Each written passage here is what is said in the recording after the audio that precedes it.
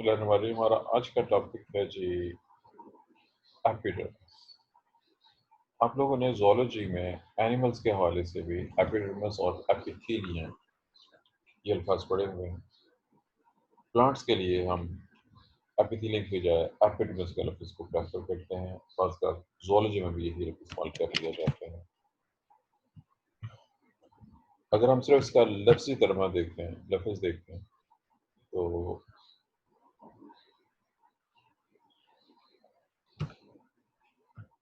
Epidermis दो लफ्ज़ हैं। एपी ऊपर को कहते हैं, डर्मिस स्किन को कहते हैं। स्किन जो चीज़ बाहर की तरफ होती है, outer protective layer, outer protective covering. और जो एपिडर्मिस और जो एपिथेलियम है, किसी भी चीज़ के बाहर जो आउटर लेयर होती है, वो भी यही ही नाम है। पर ये हमारा टॉपिक है जी नेक्स्ट, एपिडर्मिस के नाम से। अब याद रखिएगा कि प्लांट की बॉडी के, चूंकि हम हर प्लांट्स को एनिमल्स को मोस्टली स्टडी कर रहे हैं, प्लांट्स की बॉडी के जो ज़्यादा इंपॉर्टेंट पार्ट हैं जिनसे आप वाकिफ हैं, रूट्स, स्टेम, ब्रांचेस, लीव्स, उसके बाद फ्लावर्स और फ्रूट्स भी हैं। ये सब इसके मुख्तलिफ पार्ट्स के नेम। एपिडर्मिस वो टिश्यू है जो कोई भी ऑर्गन हो, खा वो रूट हो, खा वो स्टेम हो, खा वो लीफ हो, एक ब्रांच हो, हत्ता कि अगर एक फ्लावर या फ्रूट के कोई भी पार्ट है, हर चीज़ के बाहर एपिडर्मिस मौजूद है। और यही हमारा आज का टॉपिक भी है। देखें, लोअर प्लांट में, हर प्लांट में कुछ डिफरेंसेस मौजूद हैं जिसका जिक्र अभी साथ साथ आएगा। अभी जस्ट तारुफ और डेफिनेशन की बात हुई।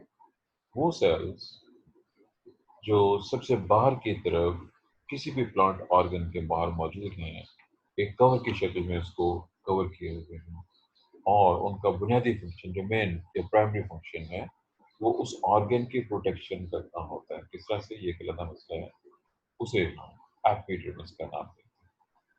अक्सर बेशतर एपिडर्मल सेल्स के बाहर की जो आउटर लेयर होती है, जो सबसे बाहर लेयर होती है, उसके ऊपर वैक्स की लेयर मौजूद है। वैक्स को क्यूटिकल भी कहते हैं। जहाँ तक मुझे याद है, मैंने फर्स्ट सेमेस्टर में आपको जब वो क्लासरूम के बिल्कुल बाहर जो सामने प्लांट होते हैं, उसके जो लीव्स हैं, उनको आपको कहा था जी काट के इसको पकड़ के देखें। अपर और लोअर साइड, आप लीफ को अपर साइड से देखें तो ज़्यादा शाइनी महसूस होता है, उसकी लोअर साइड पे वो इतना शाइनी नहीं होता। अब क्या वजह है, वो एक तरफ ज़्यादा शाइनी क्यों है, एक तरफ कम? तो उसका आंसर ये है कि जो अपर साइड होती है लीफ की, उसके ऊपर क्यूटिकल की लेयर ज़्यादा वेल डेवलप होती है। क्यूटिकल या वैक्स, मोम उर्दू में मशहूर मारूफ केमिकल है जिसकी वजाहत आप बायोकेमिस्ट्री में पढ़ेंगे। यह है जी तारुफ, एपिडर्मिस का तारुफ और तारुफ और डेफिनेशन दोनों एपिडर्मिस के लिहाज से। अब चूंकि मैंने लफ्ज़ स्पेसिफिकली इस्तेमाल किया है, जनरल एपिडर्मिस और एपिथेलियम ऑफ एनिमल सेल या ज़ूलॉजी सेल्स को कंपेयर भी किया, प्लांट्स में खासकर एपिडर्मिस की कुछ स्पेसिफिक मॉडिफिकेशन, मसलन अगर एपिडर्मिस रूट्स में मौजूद हो तो इसी को राइजोडर्मिस या एपिब्लिमा का नाम भी देते हैं। अगर स्टेम में है तो उसको सिंपली एपिडर्मिस ही कहते हैं। कुछ पौधों में, कुछ जगहों पे एपिडर्मिस के नीचे एक से ज्यादा एक्स्ट्रा लेयर्स मौजूद हो सकती हैं प्रोटेक्शन के लिए। अगर ऐसा हो तो उसे हाइपोडर्मिस का नाम देते हैं। इसकी डिटेल्स आगे जब हम डायग्राम्स को देखेंगे, स्पेसिफिक डायग्राम्स को, तो फिर वो नाम आ सकेगा। इन जनरल अगर हम लीफ को देख रहे हों तो लीफ में अपर और लोअर दोनों साइड का एपिडर्मिस होती है, अपर और लोअर एपिडर्मिस, और दरमियान में मेसोफिल सेल्स और उसी के दरमियान में वेस्टिबल बंडल्स होते हैं। अगर स्टेम को देखें तो सबसे बाहर एपिडर्मिस होगी, उसके अंदर कॉर्टेक्स, और उसके अंदर जाकर फिर वेस्कुलर बंडल्स मौजूद होते हैं। मैंने जनरल लोकेशन के लिहाज से कुछ बेसिक चीज़ों का जिक्र एपिडर्मिस के लिहाज से कर दिया। अब एपिडर्मिस के सेल्स की शेप कैसी होती है, इनकी कौन कौन सी टाइप्स हैं, क्या इसमें एक ही किस्म के सेल होते हैं या ज़्यादा किस्म के सेल्स भी मौजूद होते हैं, और अगर डिफरेंट सेल्स हैं तो उनके फंक्शन क्या है, ये सब कुछ हमारे टॉपिक का हिस्सा है। और हमें ज़रा कुछ ज़रा स्टडी करना है। तो ये मुझे जो जूम का मैसेज है, ये नेट में आपको आवाज़ में तो कोई प्रॉब्लम महसूस नहीं हुई है? आपको आवाज में कोई problem? No sir. No sir, कोई नहीं नो आ रही। सर। नो चलिए, सर, बिल्कुल क्लियर है एकदम। मतलब मैं जस्ट एक सेकंड के लिए फिर वैसा हुआ था, चूंकि Zoom जो वो मैसेज देता है कि जब नेट में कोई प्रॉब्लम महसूस होती है इससे। बहरहाल मैंने आपके सामने इंट्रोडक्शन इसका कंप्लीट करा दिया। अब डिपेंड करते हुए आपके पास कौन सी बुक है, आपने अपनी बुक में मौजूद एपिडर्मिस की तस्वीरें निकाल लेनी है और फिर इसको लेके हमने आगे चलना है, स्टडी करना है। छोटे छोटे बहुत से हेडिंग हो सकते हैं, जैसे पहले बात हो चुकी है कि जब हम किसी भी चीज़ को स्टडी कर रहे होते हैं तो हमने उसको हेडिंग के साथ बयान करना होता है। ये हमारा रिवाज है पाकिस्तान और इंडिया में, याद रखिए खास तौर पर ये बहुत इंपॉर्टेंट है कि जब भी आपने, दोनों लिहाज से मैंने बात की है, पाकिस्तान इंडिया दोनों के लिहाज से, कि जब आपने पेपर प्रेजेंटेशन करनी है तो ज़रा अच्छी किस्म की होनी चाहिए, खूबसूरत। उसमें हेडिंग दे के लिखना है, प्रॉपर पैराग्राफ बनाने हैं और हर चीज़ उसके अंदर क्लियर कट सही सही मुनासिब तरीके से बतानी है। आप हैरान होंगे कि यूरोप और बरतानिया और अमेरिका वगैरह में ये रिवाज नहीं है। वहाँ पे पेपर प्रेजेंटेशन जैसे हमारे यहाँ की जाती है, वहाँ पे ऐसे नहीं। आपके ख्याल में उसकी कोई वजह हो सकती है? देखिए, there is some specific reason कि हम ऐसा क्यों करते हैं या हमें क्यों करना चाहिए। पेपर प्रेजेंटेशन के हवाले से मैंने एक बात की है जी, किसी को इसके बारे में कोई इन्फॉर्मेशन हो जी। एविडेंस डिस्कस मैंने की है, एविडेंस के साथ ही मैंने राइजर एविडेंस और एपिब्लिमा। सर से ये बात क्लियर होती है कि आपके कॉन्सेप्ट्स या आपका वे ऑफ प्रेजेंटेशन अच्छा है।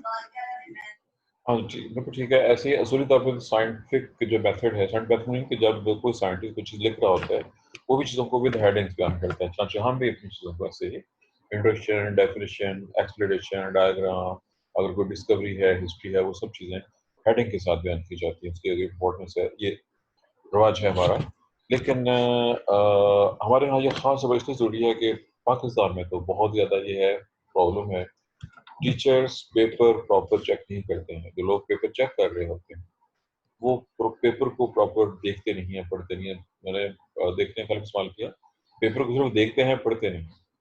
और याद रखिए कि पेपर जब तक पढ़ा ना जाए तब तक वो प्रॉपर चेक नहीं हो सकता है। फिर सुन लीजिए, बरतानिया की बात कर रहा हूँ, वहाँ पे पेपर में, खाओ साइंस का पेपर ही क्यों ना हो, अगर किसी जगह पे कॉमे, फुल स्टॉप, सेमीकोलन, तो इस किस्म की भी गलती है तो वो उसको भी पॉइंट आउट करते हैं और माइंड करते हैं कि ये गलती क्यों है।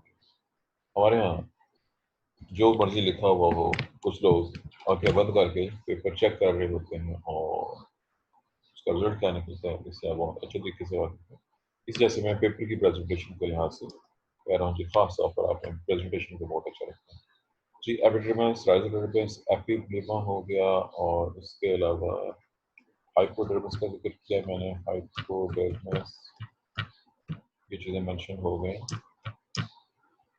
अगला नाम जो मैंने जी, क्यूटिकल आल्सो कॉल्ड वैक्स, ये डिस्कस कर दिया।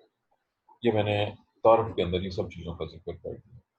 दूसरा पॉइंट मैंने ये जो रेस किया था कि मुख्तलिफ ऑर्गन्स में, मसलन लीफ की बात हुई तो लीफ में अपर और लोअर दो एपिडर्मिस होंगे, अपर साइड पे और दूसरी लोअर साइड पे, दो डिफरेंट कलर के साथ। कलर इसलिए कि उनका कलर डिफरेंट होता है, शाइन डिफरेंट होती है, और वो शाइन क्यों डिफरेंट होती है इसकी वजह मैंने बयान कर दिया है। उसकी शाइन की वजह वो वैक्स है जिसका जिक्र मैंने किया है, क्यों ऐसा होगा।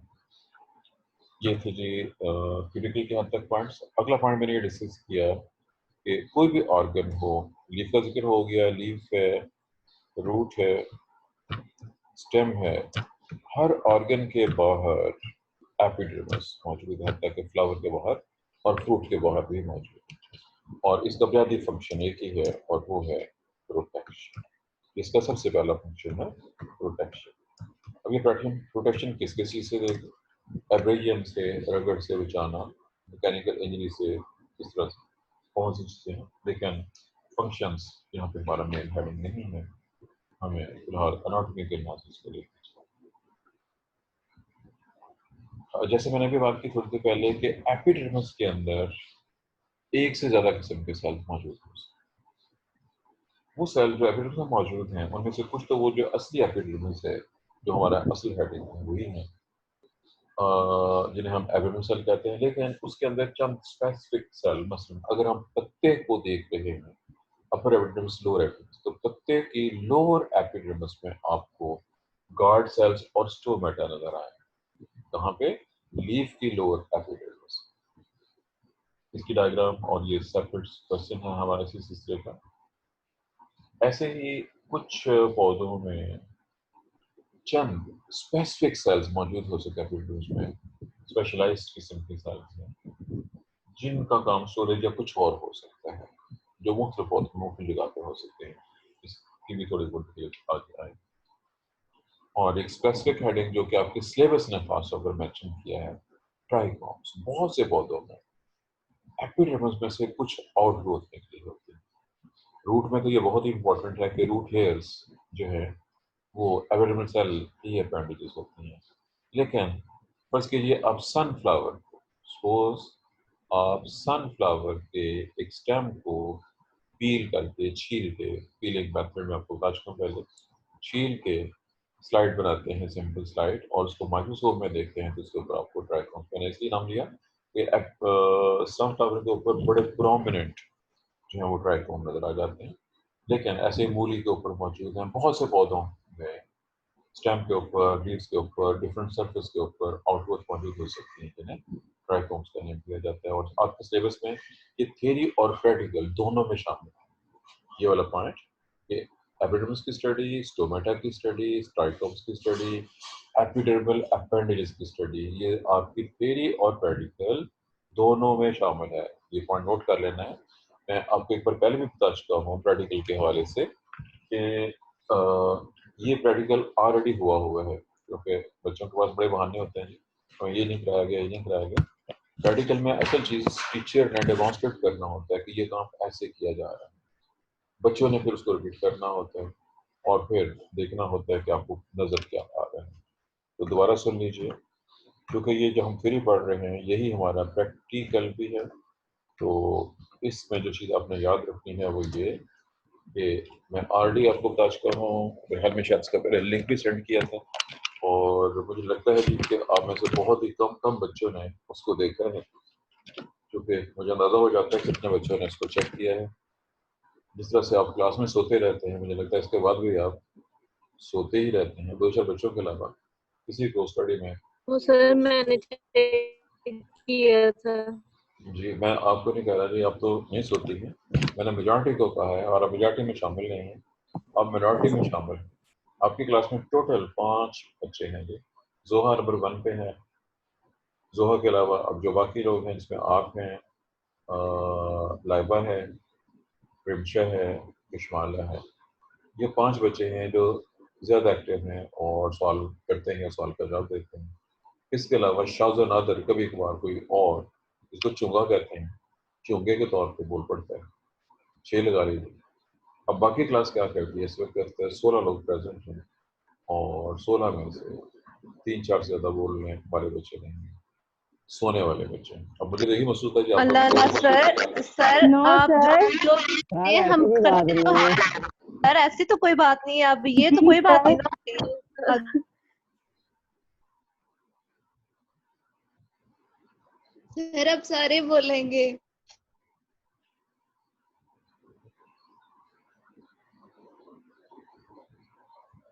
जी, बोलने का मतलब ये नहीं होता कि आप शोर करना शुरू कर दें। बोलने का मतलब ये होता है कि जब मैं फिर सॉल्व करूँ तो सॉल्व का जवाब दिया जाए।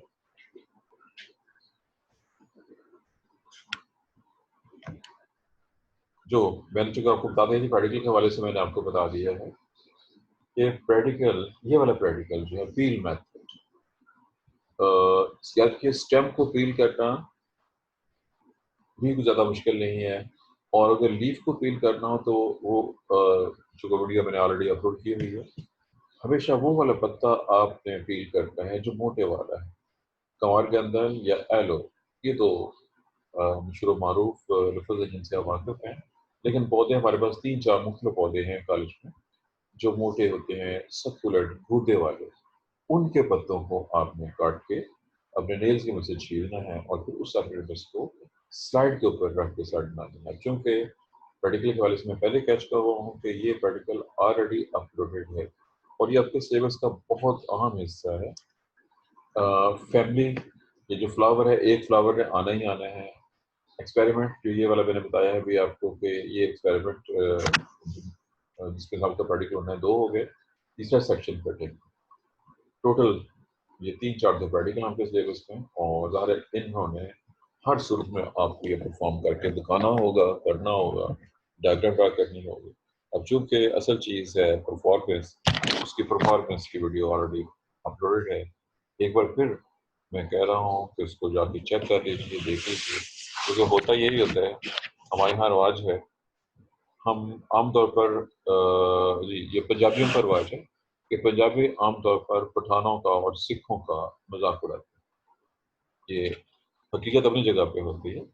हमारे यहाँ जो लतीफ़े बने हुए हैं वो बहुत ज़्यादा हैं, कुछ सिखों के हवाले से और पठानों के हवाले से, उनका मजाक उड़ाने के हवाले से। लेकिन इसमें कोई शक नहीं कि सिखों और पठानों से ज़्यादा पंजाबी भी, अगर सबूत देखना हो तो जब भी आपके घर बिजली का बिल आएगा, जिस दिन बिल की आखिरी डेट होती है अदायगी करने की, उस दिन जाके देखिएगा बैंकों के बाहर लंबे लंबे कतारें लगी हैं। अब बिजली का बिल तो आता ही बहुत ऐसे आता है कि सिर्फ 1 दिन का टाइम होता है। बाकी बिल्स, फ़ोन का बिल कम से कम 15 दिन पहले आ जाते हैं, लेकिन लोग पूरे 15 दिन इंतजार करते हैं। जिस दिन आखिरी दिन होता है, बिल उठा के बैंक के बाहर लाइन में खड़े हो जाते हैं। अब बताइए कि पंजाबी ज़्यादा बेवकूफ़ हैं पठान या सिख? फैसला आपने कर। और ये कुछ, चूँकि आप भी सब पंजाबी हैं, तो ऐसा नहीं कि आप में से कोई पंजाबी ना हो, और पंजाबियों के रिवाज के मुताबिक आप भी यही करते हैं कि पूरा साल बिल्कुल नहीं पढ़ना है। जब इम्तिहान करीब आएंगे तो फिर कहना ये भी रह गया है, ये भी रह गया है, ये भी नहीं हो सकता और ये भी नहीं हो सकता। पढ़ने के लिए रेगुलर होना ज़रूरी होता है। जो चीज़ आज पढ़ी है, जो आज लेक्चर हुआ है, उसको रिवाइज करना आपकी रिस्पॉन्सिबिलिटी है। टीचर ने तो लेक्चर देना है, अब जो रिजल्ट आएगा वो डिफरेंट होगा। वो डिपेंड करेगा स्टूडेंट ने कितना लर्न किया है, उसने कितना रिमेंबर किया है, उसने कितनी मेहनत की है, और उसमें से क्या कुछ उसने पेपर में प्रेजेंट किया। ये सब चीज़ें काउंट होती हैं और इन चीज़ों को आप भूले हुए होते हैं। जी, आपको मैंने एक बार फिर बता दिया है कि बहुत से प्रैक्टिकल्स आपके ऑलरेडी, प्रैक्टिकल हैं ही थोड़े से, प्रैक्टिकल फ्लावर के लिहाज से बेसिक्स सब कुछ हो चुका हुआ है, सिर्फ उनको पहचानना बाकी है, जो आप नेट से देख के पहचान सकते हैं।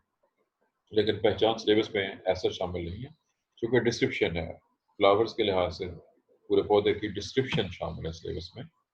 मैं एक रफ स्केच दे रहा हूँ जी। ये रफ स्केच आपकी बुक में डायग्राम हो सकती हैं। फर्ज कीजिए हम एक लीफ को देख रहे हैं। ये लीफ की एपिडर्मिस है, अपर एपिडर्मिस मैंने ड्रा की है। इस अपर एपिडर्मिस में सारे के सारे सेल कम बेश एक जैसे हैं, और किस तरह के हैं ये मैंने ड्रा कर दिए हैं। सिर्फ एक पॉइंट का डिफरेंस होगा, और वो पॉइंट मैं अभी यहाँ पे ड्रा कर दूंगा तो आपको नजर आ जाएगा। जो अपर एपिडर्मिस है ये स्पेशली थिक है, मोटी है, और ये जो है माउस से डायग्राम कुछ ऐसी बनती है। ये क्यूटिकल है जो मैंने ड्रा किया है, this is cuticle. Upper epidermis में क्यूटिकल की लेयर ज़्यादा थिक होती है, और लोअर एपिडर्मिस में क्यूटिकल इतना थिक नहीं होता। This is cuticle, C for cuticle, and this is EP for epidermis. और ये लीफ की अपर एपिडर्मिस मैंने शो किया क्योंकि इसकी अपर साइड पे क्यूटिकल की लेयर वेल डेवलप्ड मौजूद। जब आपने स्टोमेटा देखने हो, ये लीफ है अगर, तो यहाँ पे नीचे लीफ की लोअर एपिडर्मिस होगी। उस लोअर एपिडर्मिस में कुछ जगहों के ऊपर स्पेसिफिक सेल मौजूद होंगे, और वो सेल कौन से हैं, रफ स्केच डायग्राम है जिसको आपने देखना है। ये अच्छा नहीं बना जी, बहुत वो माउस फिर के अपनी जगह से दोबारा ट्राई करते हैं। चलें, जैसा कैसा बन गया। ये मैंने 2 गार्ड सेल दिखाए हैं, और दरमियान में जो स्टॉप है ये स्टोमा है, सिंगल स्टोमा कहलाता है, जमा स्टोमेटा है। ये दोनों गार्ड सेल्स हैं, जी सेल पर गार्ड सेल्स। और जो इसके अलावा बाकी सेल पड़े हुए हैं वो एपिडर्मिस सेल्स। अब लोअर एपिडर्मिस और अपर एपिडर्मिस में 2 प्रोमिनेंट डिफरेंसेस मौजूद हैं। उसमें स्टोमेटा नहीं है, इसमें स्टोमेटा मौजूद होते हैं, स्टोमेटा गार्ड सेल्स। इसमें क्यूटिकल ग्रेड हाईली डेवलप होती है, इसमें क्यूटिकल ग्रेड हाईली डेवलप नहीं होती है, लेस डेवलप होती है। ये अपर और लोअर एपिडर्मिस का कंपैरिजन। अब ये जनरल है, मेजॉरिटी डाइकॉट्स में अपर पे नहीं सिर्फ लोअर पे स्टोमेटा होते हैं, लेकिन कुछ पौधों में, कुछ मोनोपार्ट्स में अपर और लोअर दोनों में होते हैं। कुछ में अपर में ज़्यादा और लोअर में कम, और कुछ में मेजॉरिटी में लोअर में ज़्यादा और अपर में कम होते हैं। चंद पौधे ऐसे भी हैं जिनमें स्टोमेटा सिर्फ अपर साइड पे है। निम्फिया, कमल, लोटस, वाटर लिली, ये सब एक ही नस्ल के पौधे हैं और इन सब में इनके पत्ते पानी पे तैर रहे होते हैं। इनमें स्टोमेटा अपर साइड पर मौजूद होते हैं। इस वक्त क्लास में फिर 15 बच्चे मौजूद हैं जी। आज बच्चे पहले हैं, बच्चे कम आए हैं। ये है जी एपिडर्मिस का तारफ, और एपिडर्मिस के अंदर मैंने कुछ सेल्स का जिक्र किया भी, और डायग्राम मैंने अभी सिर्फ एक ड्रा की है। आपके बुक में एक से ज़्यादा और डिफरेंट किस्म की डायग्राम मौजूद हो सकती हैं, और डायग्राम मुख्तलिफ एंगल्स पे, यानी कि जो मैंने डायग्राम दिखाई है अपर और लोअर एपिडर्मिस, ये अगर हम एक पूरे लीफ को काट के उसका सेक्शन देखते हो, जो कि आपके पर्टिकुलर में शामिल है, लीफ का सेक्शन काटना है, तो उस सूरत में ये नजर आएगा। लेकिन मैंने अभी सिर्फ एपिडर्मिस दिखाई है, इसके अंदर बाकी क्या होता है मैंने वो शो नहीं किया हूँ। मैंने इसके अंदर जो बेसोफिल सेल्स हैं, ये तस्वीर आपकी बुक्स पे, नोटबुक्स पे, सॉरी, आपकी जो प्रैक्टिकल की नोटबुक्स हैं उनके अंदर मौजूद हो सकती है, या जो आपकी टेक्स्ट बुक का डिपेंड करती है कौन सी टेक्स्ट बुक आपके पास है, उसके अंदर मुख्तलिफ जगह के ऊपर मौजूद हो सकती है। याद रखिएगा कि प्रैक्टिकल के दो हिस्से हैं, एक परफॉर्मेंस वाला होता है और दूसरा हिस्सा उसका आइडेंटिफिकेशन वाला। यही सवाल ऐसे भी आ सकता है कि क्या हो गया, ये क्या हो गया इसका?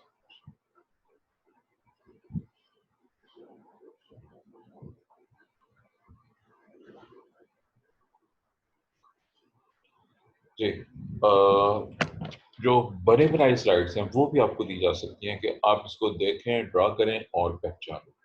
प्रैक्टिकल एग्जामिनर की मर्जी होती है, वो जिस तरह से चाहे सवाल आपको दे सकता है, पूछ सकता है। और यह भी याद रखिएगा जो वाइवा होता है, वो वाइवा में थ्योरी और प्रैक्टिकल दोनों शामिल हैं। अपने आप को प्रॉपर, चूंकि भी आपका पहले इम्तिहान हो रहा था कि एक आसमानी आफत आ गई और आने के बाद वो ज़मीनी आफत में तब्दील हो गई, इसकी वजह से आपकी स्टडी बहुत बुरे तरीके से मुतासर हो गई थी, खासतौर पर प्रैक्टिकल पॉइंट ऑफ व्यू से। इसलिए मैं जोर दे रहा हूँ इस चीज़ पे, प्रैक्टिकल्स को ख़ास तौर पर तवज्जो दीजिए, क्योंकि बहुत थोड़ा टाइम मिलेगा हमें प्रैक्टिकल को रिवाइज करने। गवर्नमेंट ने जिस तरह से अनाउंसमेंट की है वो बड़ी डेंजरस किस्म की है कि जी 15 सितंबर तक, अब 15 सितंबर को खोलना चाह रहे हैं। 15 सितंबर तक हमारा जो सेशन है, ऑफिशियल सेशन ऑफ हो चुका हुआ है, उसको उससे पहले ऑफ हो जाएगा, क्योंकि हमने 4-5 मई से क्लासेस शुरू कर दी थी, तो तकरीबन 4-5 सितंबर तक 4 महीने और 17 हफ्ते से ज़्यादा टाइम हो चुका होगा, और हमारे पास सिर्फ इतना ही टाइम होगा कि हम फिर आपका वो ले लें, बेटर ले लें उसके बाद। बहरहाल ये है जी, अभी यूनिवर्सिटी की तरफ से कुछ क्लियर नहीं है जी। टाइम इज़ ओवर, 4:32 हो गए हैं। आज चूँकि फ्राइडे था जी, इसलिए अब हम क्लास को एंड कर रहे हैं। चलिए, अल्लाह हाफिज़।